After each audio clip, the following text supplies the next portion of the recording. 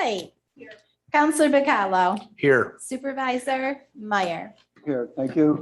First item on the agenda, Chris Wozniak, our Highway Superintendent, will lead us in the Pledge of Allegiance. Flag of the United States of America, and to the republic for which it stands, one nation, under God, indivisible, with liberty and justice for all.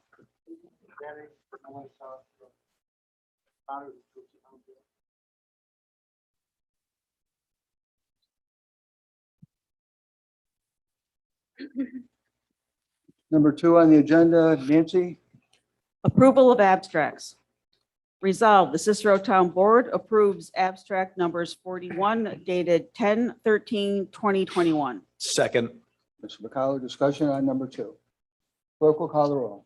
Counselor Boyke. Yes. Counselor Carr. Yes. Counselor White. Yes. Counselor Bacallo. Aye. Supervisor Meyer. Yes, item is adopted. Thank you, Nancy. Number 3 is replacement number 3. That item was initially put out and we have a replacement for that. So Nancy, number 3. Approval to rent new Hitachi loader.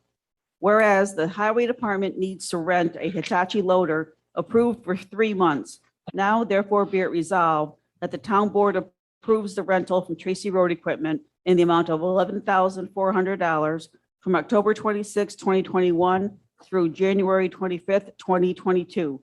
Budget code DB 511041. Second. Ms. Boyke, discussion on number 3. Yeah, Chris, just checking on why we're renting this. The loader we have now, the John Deere, won't pass safety inspection with the rollover protection, out of right out. So we're gonna rent this one for 3 months, and we have a new one budgeted, which would be this one we're renting, and the amount of money that we're paying for the rental would be applied towards the new. Thank you. Further discussion on this item? Clerk will call the roll.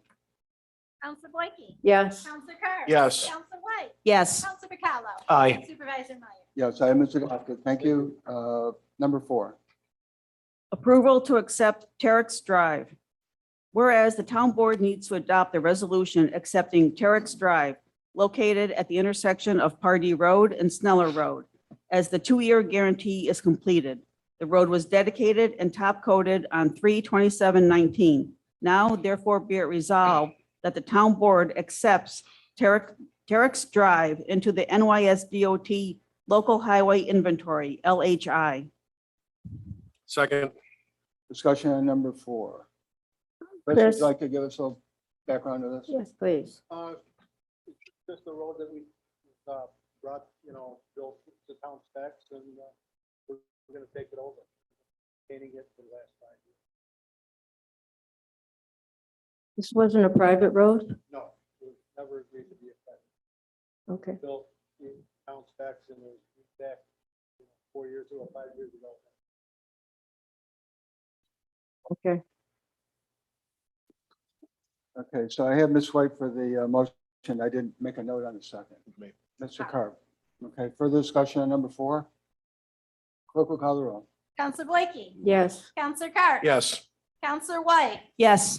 Counselor Bacallo. Aye. Supervisor Meyer. Yes, item is adopted. Thank you. Nancy, number 5. Approve rubber cutting edges for plows. Whereas the Highway Department needs to order rubber cutting edges for the snow plows. Now therefore be it resolved that the Town Board approves Oswego Tool and Steel Chemung Supply in the amount of $7,200 from account code DB 513055. Second. Boyke, further discussion on number 5. Clerk will call the roll. Counselor Boyke. Yes. Counselor Carr. Yes. Counselor White. Yes. Counselor Bacallo. Aye. Supervisor Meyer. Yes, item is adopted. Thank you. Judy? Resolution supporting participation in the CNY Stormwater Coalition Staff Services and Education Compliance Assistance Program pursuant to requirements of the New York State Pollutant Discharge Elimination System, Municipal Separate Storm Sewer System General Permit. Whereas the town of Cicero, after thorough consideration of the various aspects of the New York State Pollutant Discharge Elimination System, SPEEDs, Stormwater Phase 2 General Permit for the Municipal Separate Storm Sewer System, MS4, has hereby determined that certain work as described in Attachment A is desirable, is the public interest, and is required to properly implement the MS4 program. And whereas the Central New York Region Planning and Development Board, herein called CNY RPDB, has provided program planning and implementation assistance pertaining to the requirements of the New York State Pollutant Discharge Elimination System, SPEEDs, Stormwater Phase 2, General Permit for Municipal Separate Storm Sewer System, MS4, operators since 2002. And whereas the CNY RPDB has proposed staff and education assistance services in support of sustaining the CNY reduced municipal staff burdens, ensure consistency, provide widespread priority audience targeting the most efficient use of the limited municipal funds by distributing total program costs over the number of entities within a 12-month timeframe as outlined in the CNY Stormwater Coalition Staff Service and Education Compliance Assistance Proposal for 2022. Now, therefore, be resolved by the town of Cicero, New York, 1, that the town supervisor is representative authorized to act on behalf of the town of Cicero's town board in all matters related to the program. 2, that the town agrees that it will fund its portion of the program costs in the amount of $3,600 and that those funds will be made available to the CNY RPDB upon receipt of invoice budget code SD 85404-0400. 3, that one certified copy of this resolution will be prepared and sent to the CNY RPDB upon adoption. 4, that this resolution take effect immediately. Second. Mr. Pacalo. Discussion on number 6. Clerk will call the roll. Counselor Boyke, Yes. Counselor Carr. Yes. Counselor White. Yes. Counselor Bacallo. Aye. Supervisor Meyer. Yes, item is adopted. Thank you. John, number 7. Resolved, the Cicero Town Board sets Wednesday, November 10th, 2021 at 6:30 PM at 8236 Brewerton Road, Cicero, New York, to hold a public hearing to consider passing a local law to exceed the 2% tax cap for the 2022 Town of Cicero budget. This will be proposed as local law number 14, effective upon filing with the New York State Secretary of State. Second. Boyke. Discussion on number 7. Yes, This could is a required item each year for the budget process. our comptroller, Alka, explain what this tax cap is for?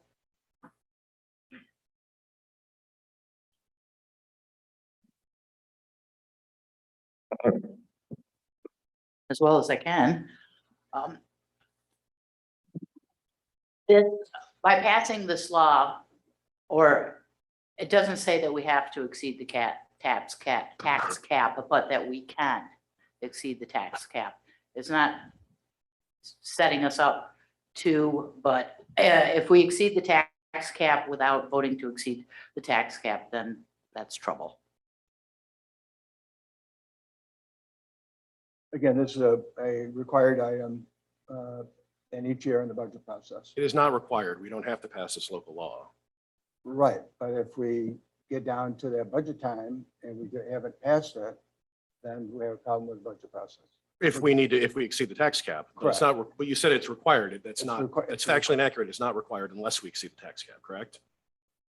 That's my understanding, but just like last year, we went through it, and the year before, and the year before, and the year before, this is a normal item in the budget process. That is correct, but this is the first year since I've been on the board that we did not anticipate having to exceed the tax cap, and I've seen some people saying, or heard some people saying, well, what harm is there?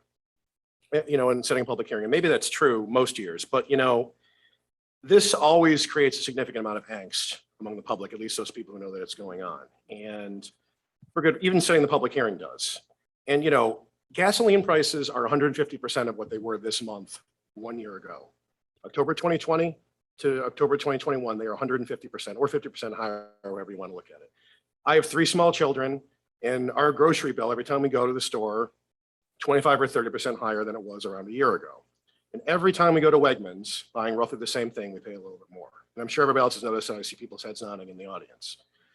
So if this is something that causes people angst, and it's something that we did not anticipate having to happen because the preliminary budget as proposed was substantially under the tax cap, there are still additional savings, which I believe we are going to be able to implement, then I don't see any reason to cause any angst or anxiety among the public if there's really no realistic possibility we're going to have to exceed the tax cap. So I was a no a week ago when this came up, and I'm a no now.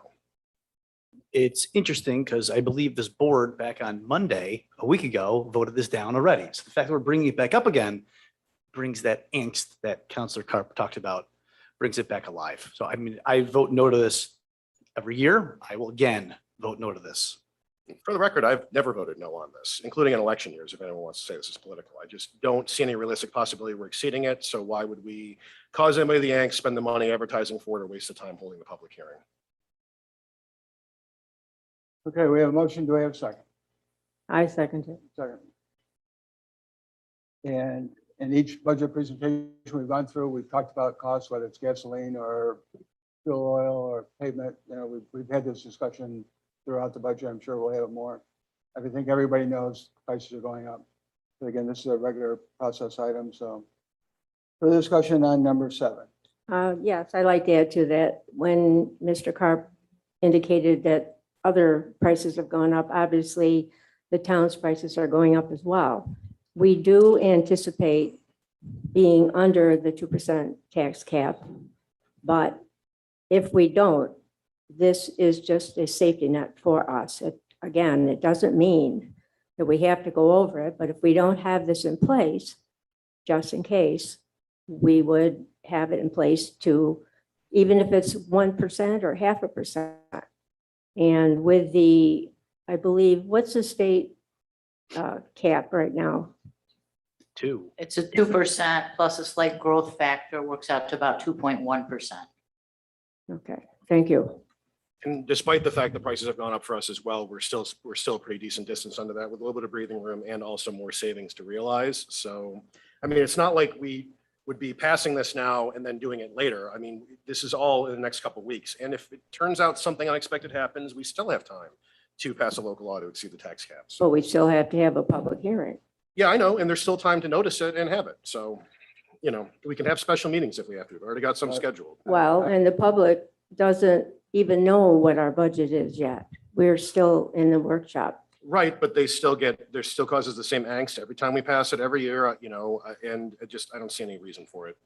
I don't anticipate it being realistic. We're going to exceed the tax cap. I'd be comfortable with the preliminary budget. I just think we can do better than that, and that was under it. So it's still a no. I find it interesting that last year in my first budget, there was an uproar that we even brought this resolution to the floor. So it's interesting to now hear the same people saying the opposite, that no, we have to do it. We have to do it. Last year was very different. We didn't know what was going on with COVID. A lot of our funding was cut. We are lucky that it was all returned. So I agree with Mr. Carp that I really don't see us going over or anywhere near that tax cap. Otherwise, I'd be all over this resolution saying, yeah, just in case we've got to do this. But I do really believe we're going to be under it, even more so than the preliminary budget has been. Okay, where are we right now with our tax? Where are we with our percentage on our preliminary budget? Do you have that? We're at 1.97, but that's also using $1.8 million worth of fund balance, which is good this year because we have it. However, when we go into budget next year and we don't have another $1.8 million to basically reduce the tax levy, we're definitely going to exceed the 2%. So we're anticipating using almost $2 million of our reserves. Of our reserves as the way the preliminary budget stands before any future cuts. And does this include special districts? Yes, it does. Okay. But fortunately, there are options still available to us that have not yet been officially implemented in the budget, which would allow us to further reduce the reliance on such a large amount of fund balance to keep us under the tax cap. So That's correct. I do not anticipate that the final budget will use 1.8 million. I am very happy to hear my colleagues talk about cutting the budget. Me too. I, Mike's speechless. I believe Judy and I accomplished that last year. We did. We did. And I worked with, Counselor White about a week ago. We cut a lot and then she gave me more paperwork about she cut more. And I told her I have to give her what I have and there's more cuts. And whether we agree on those cuts, it's just, we have to work on that. Everybody always tells us that, I don't want to go on a long soliloquy, but I know last week we asked Chris if the money in the budget for gasoline. He said, yes, there was. He had that, yep, that's already budgeted, correct? Right. So, and I believe police doing the same thing. How awesome would it be? Everybody else, tighten your belts, tighten your belts. How awesome would it be if the town of Cicero did that? If we also did. I'm never in favor of government growing and spending and spending and spending. I appreciate my colleagues up here, even entertaining the not exceeding the tax cap. It makes me happy. It's a good day for me. I mean, I vote no always on this and I'll always vote no on it. So I will stop talking. Okay, further discussion on this item? Clerk will call the roll. Counselor Boyke. Yes. Counselor Carr. No, Counselor White. No. Counselor Bacallo. No. Supervisor Meyer. Yes. Item fails. We'll move on to the next item on the agenda. Police Department budget review.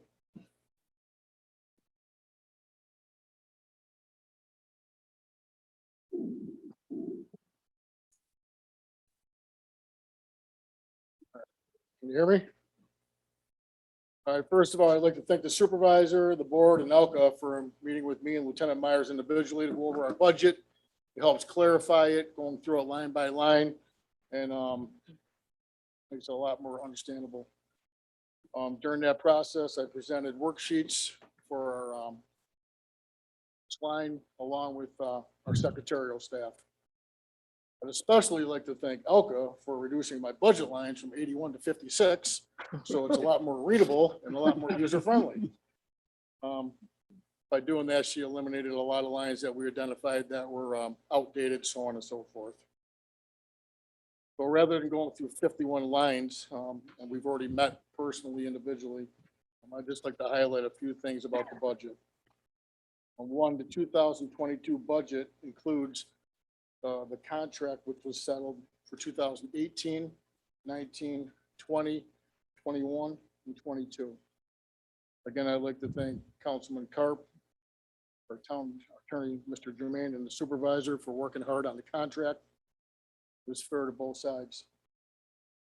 One budget line, 312014, our admin clerk, was reduced by $10,000. I'd ask the board to consider putting the $10,000 back into that line. I already lost one clerk. Angela retired. And as one of the busiest townships in Onondaga County, I'm currently running with half a clerk. So my intentions is hire another full-time clerk and keep a half-time clerk. They used to have a full-time clerk years ago and they got rid of it for personal reasons. I provided the board with an Excel sheet for police clerks, what they make throughout Onondaga County, along with our own town employees. And I think that the rate I originally produced to the board was a fair rate. And it will help me retain who I have and also recruit a new clerk, which is rather difficult during the times out there right now, since I put some feelers out and have had no interest whatsoever. So with that, any questions from the board? I know we've already met. Okay, generally from 2019 to 2022, you're up about 18%. What are the drivers of the budget going up? This year it went up just under 6%. No, I'm saying from 2019 to 2022. So well, wait a minute, is that an apples to apples comparison? Am I wrong in thinking that there were things put in the police budget last year that were not in the police budget in prior years? And if that's the case, that's not real, that's apples to oranges. I'm just asking a question, Mr. Carp. I'll The get pay you- raise, you we've can had answer your numerous question, other Jack. things. We had some educational benefits included, and I don't have the contract in front of me right now, but what I was saying was we had 18, this budget that I just produced was only 6%. Last year was 18%. Right. Included multiple years of I contract. think when, let me help you with the conversation because some of the folks weren't, most of the folks weren't here when you and I and Jim had our conversation. Which are the items that I saw were drivers, were, I'm going to call contract based? Yes, Okay, could you kind of elaborate that a little bit? multiple contracts or things that went through between the pay raise. We have educational benefits. We have residence benefits for living in the town, hire employees within the town. What else am I missing here? Oh, right, and retro pay, which he was also. Right. The legal line from last year, which was reduced in this contract. So you had a lot of adjustments going back a few years and again. Yes, now this kind of evens the playing field, Good. really. And I'm going to use my words rather than your words. I think we're more at a baseline Yes, budget than what we were dealing with before. it's like a real Is budget. that accurate? Yes, this is up to snuff, up to date, past contracts, going into 22. And again, to go through some conversations without getting into detail, I think our conversations have been, at least the three of us, conversations, was that we wanted accurate numbers on lines. We didn't want to have some numbers that you were going into that you knew were not realistic. And my approach was I wanted accurate numbers line by line rather than we'll make it up later type Yeah. approach. Is that an accurate representation of our conversation? Okay, any of the board members like to have any further questions? Yeah, just to reiterate, so when we're comparing budgets prior to 2021 to the current budget and the 2021 budget, is it fair to say that there are items that were in the more recent budgets that were not in prior year budgets, correct, Chief? Correct. Including $100,000 or so that Lieutenant Myers just brought up, correct? Okay, so if we compare budgets from prior to 2021, say 2019 or 2020, to this year's and next year's budgets, it's not really an apples to apples comparison, is it, Chief? Thank you. Nothing further.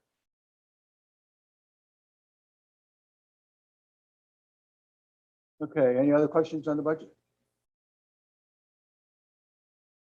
That was easy. Okay, Elka, you got employee benefits. I got a lot here. I got employee benefits. Everybody's contractual pay pretty much went up either 2 or 2.5%, depending on what union they were in. However, our health insurance quote went up 7%. So, and the retirement rates keep going up. So it's a large portion of the cost of a warm body is the benefits, almost up to, I would say, 50% of what we are paying them. So these are substantial amounts. Mr. Carp had sent me over some information today regarding replacing our health insurance plan presently with a high deductible plan. I just got that information today at about noon, and I do have some questions on it. I do believe that there is some room there for at least perhaps a $250,000 savings. I tend to be, more conservative, and the sky is always going to fall. But that way I'm seldom disappointed when it doesn't fall.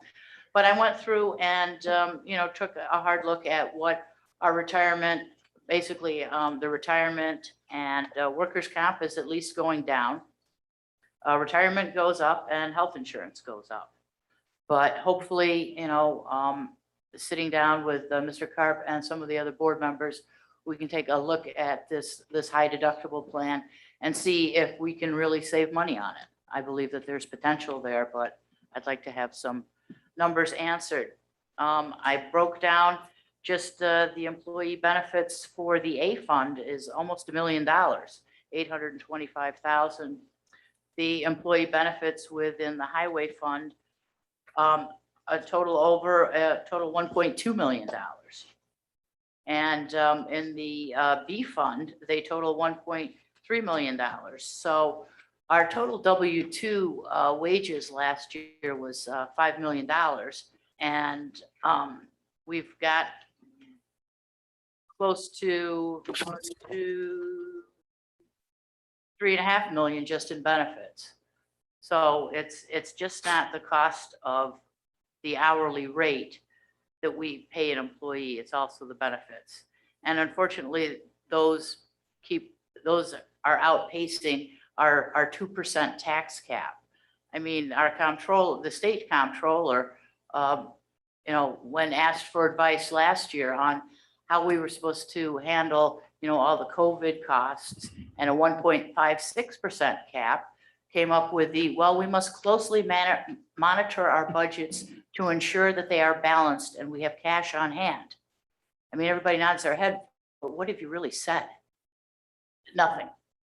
So, closely monitoring our budgets, and in order to have cash on hand, we got to have some fund balance. I'm just worried that we're going to pass a budget that's going to severely deplete our fund balance, which is fine. We'll stay under the tax cap, but I can't pull that rabbit out of my hat again next year because there won't be fund balance to grab. And then, then we'll still be talking next year about adhering to a 2% tax cap, but I'm going, no, we got to go up now 5% or something because we don't have any fund balance left. But that's my story on employee benefits. Like I said, there's a further conversation to be had with the town board on saving money with a high deductible plan. And then we have, that's it. Do you want me to just go right down the listing? Sure, go. Okay, go for it. The fire hydrants. They're very exciting. Wait a minute. I thought you were talking about storm benefits. Oh, Okay. no. To get back to the numbers, again, dollars, in the A fund, we're about 32% up over there since 2019. A little over 32% on the highway and 24, almost 25% on the B. So it's not in one area, it's all across the town budget. And this is why I keep bringing up that we cannot just keep adding full-time staff. We're gonna have to be more creative rather than just adding people, because it isn't just health coverage, it's all across the benefit spectrum. The workers' comp numbers are much better than they used to be. That's a shining star of it. Thanks to actions the board took a few years ago, we're much better in the workers' comp area, but we can't get that number down to 0.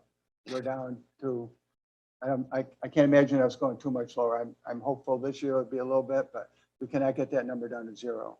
So if the other numbers on the benefit side keep going up, we can't continue to have workers' comp bail us out as far as the savings. So any further comments from the board members on the employee benefit side? Not at this time. Okay.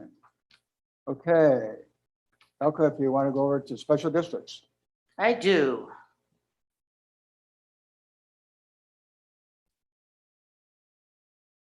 As far as the fire hydrant district, that does not change. I mean, it's a $5,000 district.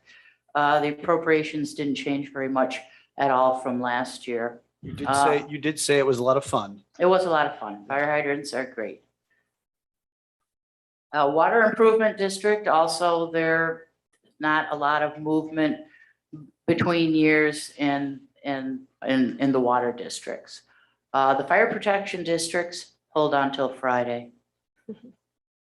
The sewer improvement district, that one needs some explanation. We had considerable higher expenses this year in our sewer budget than we did last year. We had that J&J Lane total, which added to the town's portion of $115,000. The bill from WEP went up about $50,000 from the prior year. And we've just been having a lot of sewer things breaking. So that's why the tax levy has just about doubled for the sewer district. The sewer district does have some fund balance, but we used a lot of that. We're using a lot of that this year, and I don't want to go much below the $200,000 fund balance that I'm projecting for the end of 2021. I made a mistake there. So 200,000 can be spent very quickly in the sewers. As far as the drainage budget goes, we set up 2 additional earmarked funds for the Hiller Heights and the townwide flooding. We're also going to use approximately $100,000 of our fund balance, but we've also added another $100,000 to our contractual expense, which means we're going up by about $100,000 in the drainage budget. As far as the trash, last year when we were looking into our crystal balls, we hadn't signed the contracts yet for the trash removal, and wasn't certain how much that would have gone up.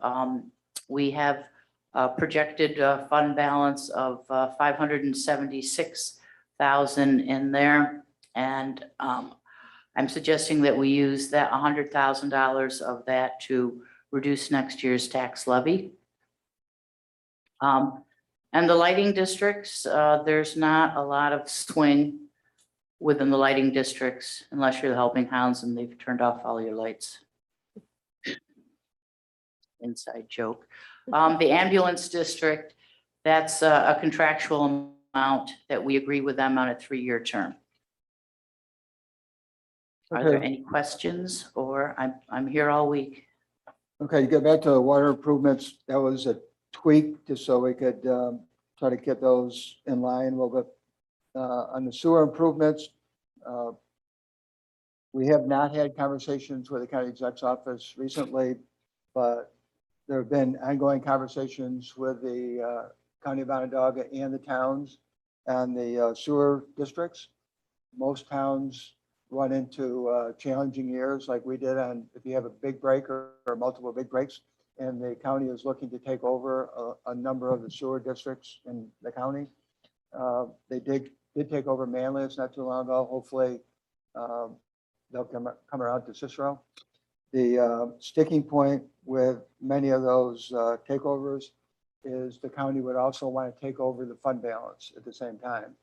So they would take over operating, but some towns are pretty flush with their fund balance.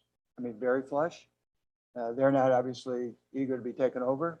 The ones who have little to no fund balance, and if they have an old infrastructure, they're obviously looking to get to the front of the line. So that's kind of a little background as far as what's going on out there and taking over the sewers. The refuge and garbage, the Onondaga County Resource Recovery Agency is still having very severe financial problems. So we can expect the tipping fee and the recycle fee to be continue to go up. So we can't get used to holding that fee forever. So that being said, any of the members have any questions on any of the special districts in particular? Okay.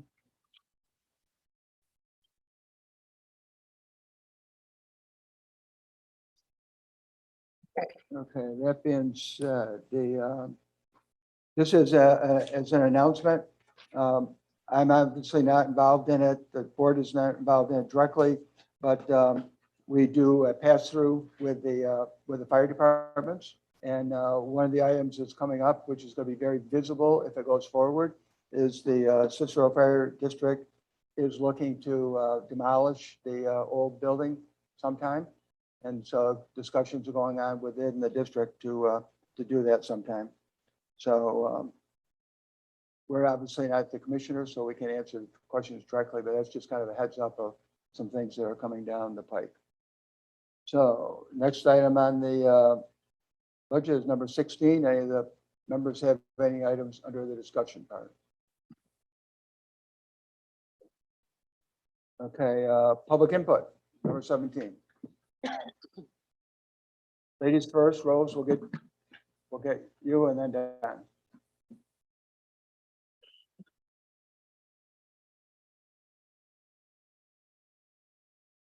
Use the microphone. Okay, do my Thanks, best Rose. not to go overboard. Rose Sinopoli, 6471 East Taft Road, East Syracuse, New York, 13057.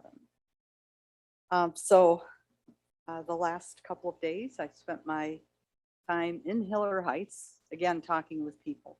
I wanted to find out more about storm drain issues and, what the residents of Hiller Heights, what was going on, who was getting affected by the storm drain issue. So, let's see, I spent 2 days this week talking with people in Hiller Heights on Hyacinth, Hedgewater, Running Brook, Braniff. Started at Saturday around 10 o'clock. And house after house, people were willing to tell me about their massive flooding and 3 feet of water in their yards. That in particular was on Hyacinth. On Hedgewater, a house with foundation crumbling. Then off to Running Brook, where a stream of water runs through the backyards to the storm drain on Hedgewater, which does not take in water. It basically gives out water. Then I ended up on Braniff, where the first man told me how his furniture floats in his basement when we had that storm on the 19th. Then the fellow across the street from him is so upset, he wouldn't sign my petition, and I have all kinds of documents for you, but he did wish me well. He said he'd spent many years trying to talk with people about the problem, and everybody kept telling him that it was a 100-year storm. Well, this 100-year storm happens every year now, and it's happened twice a year at some points, always in the summer, always the same month. So it's definitely not a 100-year storm. The storm drain problem is a major problem. You've got storm drains that are filled in, retention pond that's filled in. You've got storm drain pipes that are broken. We're getting storm drain water in Hiller Heights that's coming from other nearby developments. There's at least 2 developments where their water flows through Hiller Heights. We're starting to feel there might even be water coming from the Cicero swamps. This one man, Bob Cicero, who's done over 200 hours worth of research on where this water is coming from. And he's done all kinds of schematics and documents to show what's happening. I do feel that the town of Cicero is listening. I want you to know that. At the beginning, it was just way too upsetting for me to see my sister go through this for 16 years. But at this point, I guess I'm feeling that the town is with us, which is a wonderful feeling for me. I've done my best to explain to the people that I've visited with that it's really important that we get this $100,000 for Hiller Heights in the budget for engineering services. So I have petitions that have been signed by people saying, we support you. We know this is important. We know you need the money. So, as far as they're concerned, they're going to support you in that endeavor. I think what's really important coming up is that we're going to need to know that, I've heard bits and pieces about, things that may end up happening, things that the town system may do. And I think that it's really important to communicate that to us. If you have a plan, if you have some ideas of some tests that you can run, and even a possible solution, I think it's time to sit down with us and say, okay, here's the timeline. This is what we're going to do. These are the tests that we're going to run. And at the end of running those tests, then we feel that, we can actually implement a solution to this problem. I wanted to read to you some of the letters that I got, and I know that Bill's been copied in on probably most of these. I'll read 1 or 2 of them to you. This first one is from Rachel Dydick. I'm writing to you as the daughter of Robert and Susan Brown. Unfortunately, I'm not able to attend the meeting today, but I'm very concerned about the flooding of my parents' property, 7853 Vernon Road South. My parents have had consistent flooding at their property. 2006, 6 feet of water, 5 feet of water. I was there on August 19th where they had 2 feet of water. Some years they have it twice. Like in 2006, they cleaned it up. 2 weeks later, they had to clean it back up again. This time I cleaned it up. I was there with her the whole time. By the end of the day, we had it all cleaned. In 2006, it destroyed their basement. It destroyed all of her belongings. My niece was getting ready to get married and all of her stuff was ruined. Prior to 2006, they never had a problem since they purchased the home in 1989. This Cicero home is a beautiful home in Hiller Heights, and my parents have always paid their taxes and maintained the property. The property flooded again this year, and I have the photos in the video. My niece's husband and I were there at 2:30 in the morning, and he proceeded to go into the horse farm and take pictures. So I've got all kinds of pictures. I can show you where the water's coming from and, you know, how it's ending up there in her backyard. I just don't get it. It's water coming from everywhere. Her father passed away last year. He passed away in December. But prior to that, he made multiple attempts to ask the town of Cicero to fix the drainage problem for years. My mother has had tremendous stress, and she lives in fear every time it rains. When she rains, she packs up everything. She packs up her computer. She packs up any important personal documents. She packs up a suitcase, and she's ready to go. And this year it was my house. And that's a lot of stress on one person. The drainage should be fixed immediately. It is unfair and unkind to ignore the problems, expect my mom to deal with this all by herself. I greatly appreciate some guidance on how we're going to fix the problem as soon as possible.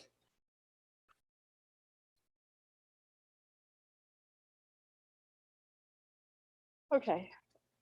I have, at this point, probably spoken with at least 50 families. I've spent 2-3 hours, and there's a lady here today that was the first person I spoke with. And she was nice enough to spend a lot of time with me. It was past the August 16th. It was probably a month later. She said, let me take you to my backyard. I couldn't walk to her backyard. As soon as we walked on the lawn, it was just all trenched in water. It was that terrible. I want to read just at least one other email that I received. I'm reaching out to request the town of Cicero and the county out in Onondaga to join forces to resolve the flooding concerns in Hiller Heights. I have a family member with several friends in the development who have been dealing with this for over 15 years. I am painfully aware of the impact of these homeowners and feel the issue has gone unresolved for too long. It's critical to determine the cause of the storm drain problem and begin to lay out a plan to remedy the water backup. I've been told the engineering studies would cost approximately $100,000 in addition to the corrective action to this project. And I support moving forward with a study and including the necessary funds in the 2022 budget. I've got 4 letters here, and I've got at least 7 or 8 petitions that was signed by residents who say, you know, we support you. You know, you need $100,000 for engineering services for 2022, you know, go for it. Because, you know, this is impacting a lovely group of people, and it's unfair. You know, if we have to put in an extra retaining pond, we put an extra retaining pond.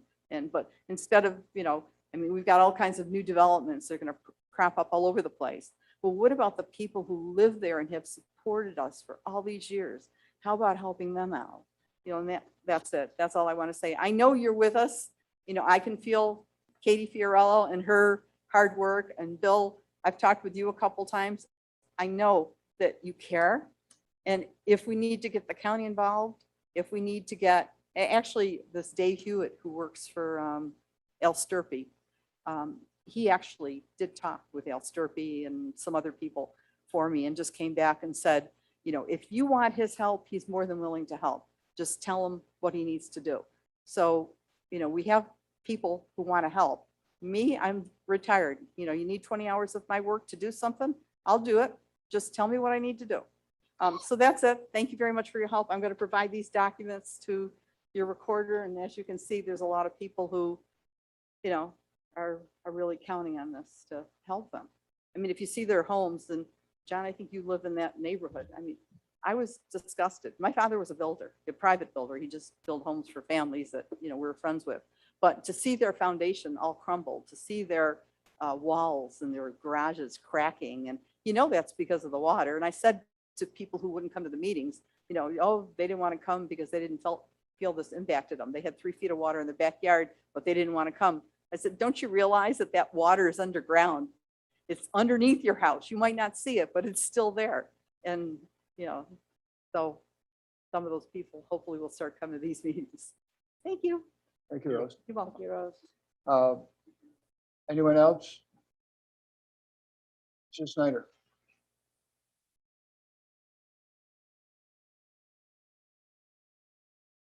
Don Snyder, 5511 Legionnaire Drive.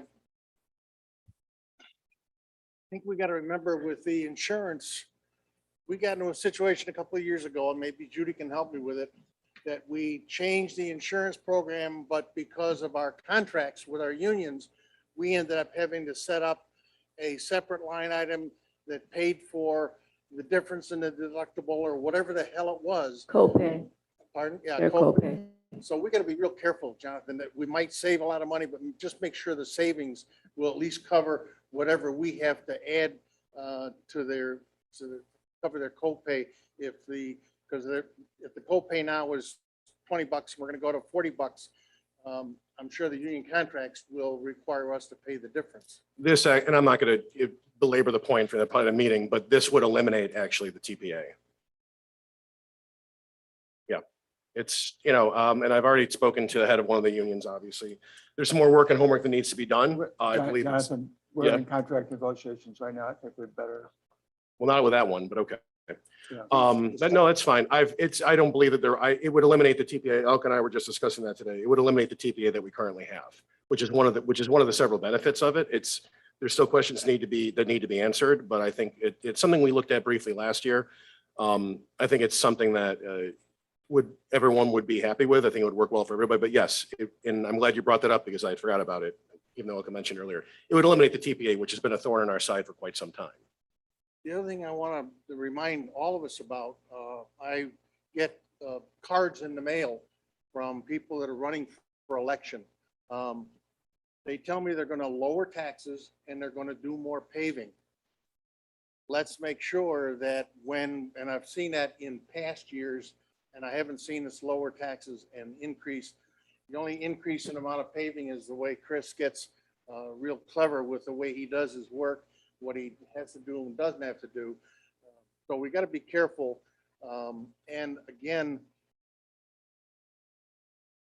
would I rather see 2 years in a row where you whack me 2% more than you should have, rather than my taxes this year didn't go up any more than last year, but next year I'm going to pay a major chunk.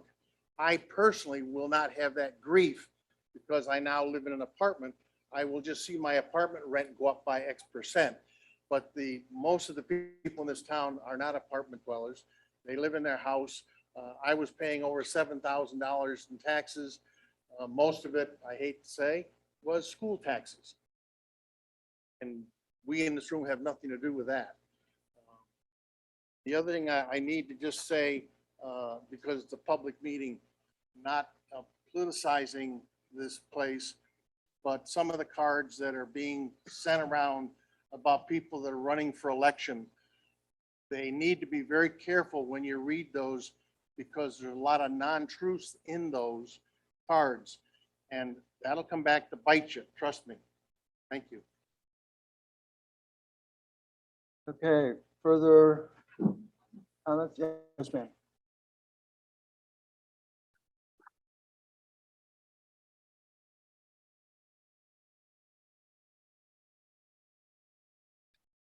This is regarding, oh, I'm saying my name, right? Yes, please. Okay. Ellen Garland, 7824 Hyacinth Lane. I do not get flooding in my house. I have lived in a house one time that had that, and I know that fear of rain and whatever. But I have a next door neighbor. I've lived here 13 years. Love my home. I know there's water in the back. It somehow comes across Thompson Road over this gentleman's property who backs up myself and two other people. And he's never done anything. He didn't participate when they placed some of the drains and some of the pipes a few years ago. But that day of that storm in August, there was 3 feet of water in my backyard, but it didn't come way up because the person who lived there before me put in French drains. But my next door neighbor, every time we get this bad weather, He is out there in his waders at 2:30, whatever time in the morning. I never see him. And he's cleaning off that drain, and he and I try to keep it as clean as possible. But I can understand all those people on Vernon Road, and there are more people on Hyacinth Lane that have issues, and I don't wish that on anybody, because as fast as it comes in, it goes out, but it leaves a big mess. Thank you. Yes, ma'am.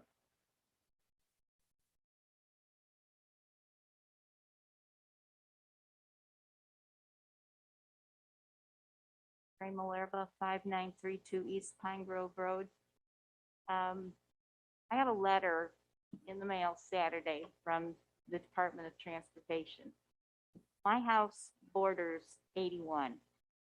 Want to take a significant portion of my backyard for this 81 project for drainage. Now, directly across on the other side is Driver's Village where nobody lives. So why can't it be pitched that way? They said I'm on the low end. Well, where are your engineers? Make the other side the low end. They want to take a 57-foot wide spot by 130. I don't know how close it's going to come to the house. My bedroom's on that side. I'm not at all happy. It's, you know, you buy a piece of land, you build a house, you save your money your whole life, you live a modest life, and you invest in this because you want it for your old age, and you don't really even own it. I'm not at all happy, and I don't see why they have to run it parallel. There's a 15-foot strip that belongs to the woman behind us on that dirt road. And they want to take her strip, but then they want to take another one adjacent out of my backyard. But the width of my yard, if they took it from the back end of my yard, width-wise instead of length-wise, I'd be fine with it. It's already wet back there anyway. So I don't understand why they have to use my backyard. Ma'am, by chance, did you bring that letter with you? I sure did. Okay. Could you give it to the clerk, please? And we can make a copy and she'll give it back to you? Sure. Okay, we'll put it in the file for this engineering review that we're speaking of. Okay. Because that's the state part, but we want to at least be notified of what they're talking about doing. So thank you. Yes, sir.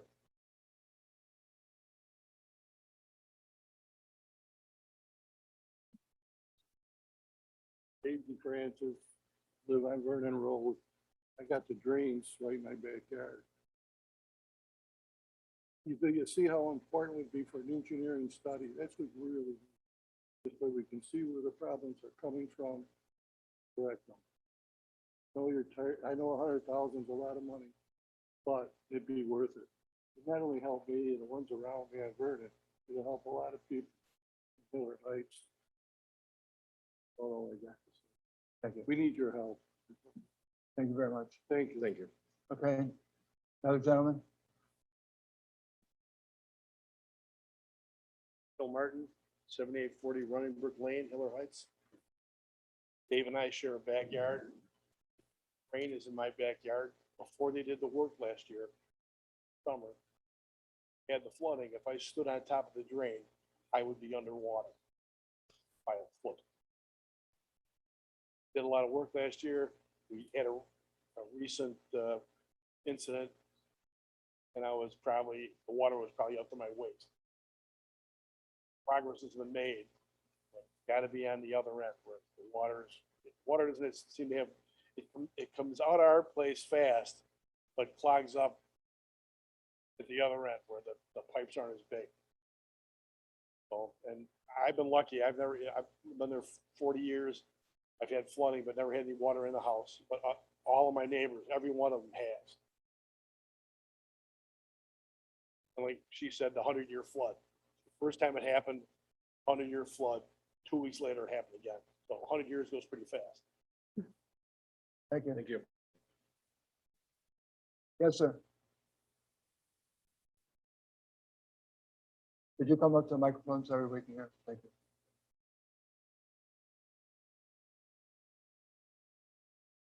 Paul D'Ambrosio, I live on Hedgewater Drive. The issues with the horse barn there. There's no easement on the books for this, horse barn. That's my understanding. Well, 5 years ago, they had a little of easement pulled out. And I called the town and I said, look, it's all filling in there. What's that? And I gotta tell you, the highway department, whoever, they came out the next day and they cleared that all away. So what I don't get is, how can they come on there and clear that away, but yet when we got issues, we can't get on the land? Those are Root Brothers homes, and when they put them in, but they just drain the water there without getting any easement approval? You know, If we're talking about the so-called horse farm, yeah, the last I knew from talking to the zoning people and the engineer is there was no easement in the area that we're speaking of. Obviously, there are some easements in adjacent parts, but not in the part you're speaking so of. they would have the right to fill that whole thing in? I'm not saying that. I'm not saying that. Up to this point, we have not been successful in communicating with them. And our attorney has contacted them, and so far, we don't have a conversation going. I guess there's been 3 owners and the guy's trying to sell it. They might auction off. Why would they call us? Why would they? In other words, are we stuck there? I If would- they don't have, if there's not incredibly for easement there, why would they even? Oh, man, I can let you come. The town has a number of tools in the toolbox, so to speak, as far as taking action. At this point, we're trying to be persistent and trying to be communicating with them. I think that's the right thing to do. And then if that's not successful, then we'll be working with the town attorney for, potential other steps. Okay, thank you. Rose? Briefly? Yeah. Please use the microphone, Rose. Touch with local politicians, and one of those is Al Sturpey's office and Dave Hewitt. And Dave actually met with some folks last week to see if they could do anything to help us along. And one of the things he mentioned is knowing and talking with you and talking with us that, having problems having conversations with the horse farm. And he said that if we were interested, he would definitely jump in as a third party and just try to have a normal conversation, because they're being affected just like we're being affected. We have pictures of the horse farm on August 19th, and they were totally flooded. I mean, that road just couldn't even see the road. It was just all water. So, I mean, in my mind, they should want to see a resolution to this as well as we do. Maybe get a third party involved and see if he can help at least to get us talking about, like, well, why wouldn't they want to see that? If it is a retention pond, make it bigger and be able to handle not only the water that's coming from us, but also the water that they're getting. So that's, I know he's going to be in touch with you, Dave Hewitt. He has been. Wanted to make sure that everybody else knew that too. Thank you. Okay, any other folks? Yes, ma'am.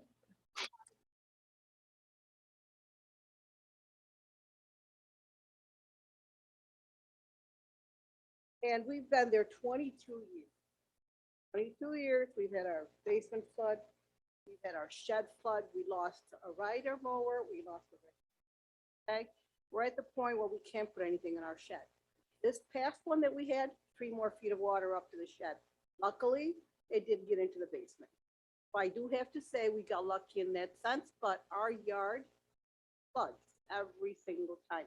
We absolutely can't put anything in our shed any longer because we end up losing it all. Now, I understand that, yes, you are behind us, but we have had these studies done in the past. This is not an issue that just came up. It's been ongoing since we had that last flood 22 years ago. And I'm sorry, but it makes me feel really, really bad, but talking about it constantly if nothing is ever being done is just very unproductive, okay? Our taxes for our school did go up $400 this year. So it's not that our taxes are not going up, because they are going up. But we can't stand this flooding. I mean, something really needs to be done. I'd love to garden, and I'm always being around back there because there's just no way some days to even walk in our backyard. At any rate, thank you very much for listening. Ma'am, And I I'm appreciate sorry, it. I'm sorry to interrupt. Did you give your name and address? to the clerk? It's Carm Frosco. We live at 7848 South, Thank you very and much. we're right across the street from the ground, Thank you. Rose at the top. Thank you.